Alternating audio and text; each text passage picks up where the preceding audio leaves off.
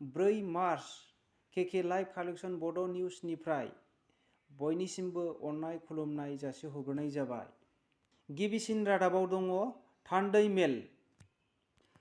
54थि थान्दै ज' खन्थाइ मेलखौ कार्बि आंलं जिल्लानि लांहिन नोगोराव हाजारी फोथाराव आबसुनि दैदेननायाव मैयानिफ्राय गाजा गोमजायै खुंनाय जाबाय। मिरु एबसुनि नेहाथारि मुस्रि जनक बसुमतारी आरो लोगो बुंथिगिरि बिबारि बर' मासि लानानै बे मेलखौ जागायजेननाय जादों। मैया बे मेलाव 3,000निबो बारा रायजो राजाफोर आरो 27निबो बारा लिडारफ्रा बे मेलाव लोगो लादों। रुस आरो इउक्रेननि दावहायाव इउक्रेननि केभ सिटियाव थानाय टिभि टावारखौ रासियानि सैन्यफ्रा गावख्रुबजोब्बाय होननानै जों सुलुंनि गेजेराव मिथिनो मोनो। आरोबाव सासे बिटिआर उदालगुरि जिल्लानि अर्णब बसुमतारीया इउक्रेनाव फासिनानै दङ। बिनिखायनो बिनि बिमा सयर्न बसुमतारीया बिसाज्लाखौ लाबोफिननो थाखाय आसाम सरकार आरो इन्डियान सरकारनिसिम गुरैयै खावलायहरदों। खौरांगिरिनि गेजेरजों रुसआ इउक्रेनजों सावरायनो थाग थियारि। इउक्रेननि राजधानिनि केभआव भारतनि मानसि फेमिलि मोनसे दङ, नखरसे दङ। बे नखरसे मानसिफोरा माब्लाबाबो इउक्रेनखौ नागारा होननानै बुंदोङो आरो बे गावसिनि दावहाया गावसिनि जिउखौ रैखा खालामनो थाखाय बिथांमोनहा AK-47 लानानै गावसोरो रैखा खालामनानै थाग थियारि जानायखौ जोङो नुनो मोनो गोबां निउसनि गेजेरजों। सासे रुसनि बिजनेसमेनआ गावसिनि हादरावबो गोजोननाय गैयैनि थाखाय रुस हादराव गोजोननाय गैयै जानायनि रुसनि हादरगिरि व्लादिमिर पुतिनखौ सोरबा बुथारनो हायोब्ला आरो गावथारनो हायोब्ला 7.5 कौटि रां बान्था होगोन होननानै रागा जोंनानै बिथाङा बुङो। बिथाङा बुंबावो दि बे दैदेनगिरि जानायनिफ्रायनो रुस हादराव एसेबो गोजोननाय गैया होननानै फोरमायथियो। बे रुस आरो इउक्रेननि गेजेराव दावहा जानायनि गेजेरावनो फ्रान्सआ भारतनो भिट' पावारखौ होनो थाखाय UN-नि सिगाङाव बेबायदि खावलायो। UN-खौ खावलायनाय मानोना भारतआ गोबाव बोसोरनिफ्रायनो UN-आव पार्मानेन्ट मेम्बार बिगासिनो दङ आरो एप्लाइ खालामनानै दङ। बे भिट' पावार एबा UN-आव आमेरिका, ब्रिटेन, फ्रान्स आरो चाइना, रासिया बे मोनबा हादराल' दं। बेनिखायनो फ्रान्सआ भारतखौ बे भिट' पावारखौ होनो थाखाय UN-निसिम पार्मानेन्ट मेम्बार सोसननो थाखाय खावलायहरदों। मैया मोनाबिलिनि 7:30 ज' बाइडेन आमेरिकानि राष्ट्रपति आरो PM नरेन्द्र मदि बिथांजों मैया क्वाइट सावरायनाय जाबाय। आमेरिकाना रासियाजों इउक्रेनखौ दावहा फोनांनानै 1991नि बायदि मजा लानो सानदोंमोन, नाथाय बिथांमोननि थांखि आरो साननाया फैमालखौ जोङो नुहुरो आरो बे थांखिखौ मिथिनानै व्लादिमिर पुतिना गोबांसिन रागा जोंनायखौ जोङो खौरांनि गेजेरजों मिथिनो मोनो। आमेरिकानाबो गोजांबाय पुतिननि थांखिखौ नुनानै।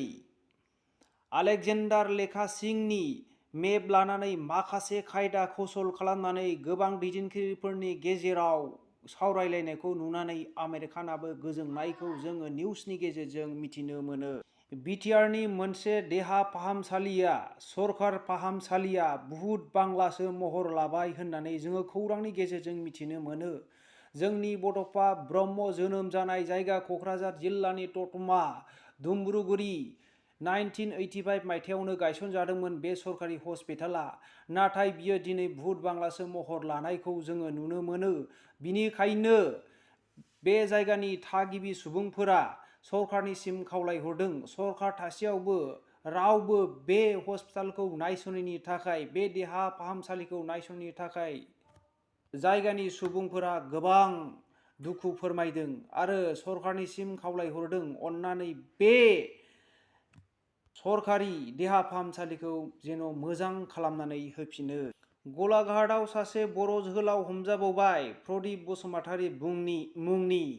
गलाघाट जिल्लानि केरकेटिं जायगायाव 140 जवानफ्रा अपारेशन खालामबाय थादोंमोन। बेजों लोगोसे 3.2 mm पिस्तलबो मोनफानाय जादों। बे प्रदीप बसुमतारिया गलाघाट जिल्लानि मरापानी सिसुपानीनि थागिबिमोन। पुलिसफ्रा जेरा सेबनायाव बे पिस्तला गावनि नङा होननानै बुंदोंमोन। सोरबा मिजिं एबा केशव बसुमतारिनिसोमोन होननानै बुंदों। बे पिस्तलखौ शिबसागरावसो फाननो लांनो नागिरदोंमोन होननानै बुंदों। गावखौ शिबसागरसिमल' लांनो थाखाय होदोंमोन होननानै बुंदों। गावसोरखौ संदाननायखौ मिथिनानै केशव बसुमतारिया खारखोमानो हाबाय होननानै जोङो खौरांनि गेजेरजों मिथिनो मोनो। आङो 1 मार्चनि रादाबाव बयबो बर' बिसाफोरनि थाखाय बुंखादोंमोन आसामाव एलार्ट जन फोसावबाय होननानै। 28 मार्चनिफ्राय 28 आगस्टसिम 6 दाननि थाखाय एलार्ट जन फोसावबाय। बिनिखायनो बयबो बे निउजखौ खोनानाय आरो नायनाय सुबुंफोरनिसिम खावलायहरनाय, बयनिसिमबो शेयार खालाम आरो साबस्क्राइब खालाम, जेन' बयबो हुसियार थानो हानाय बायदि।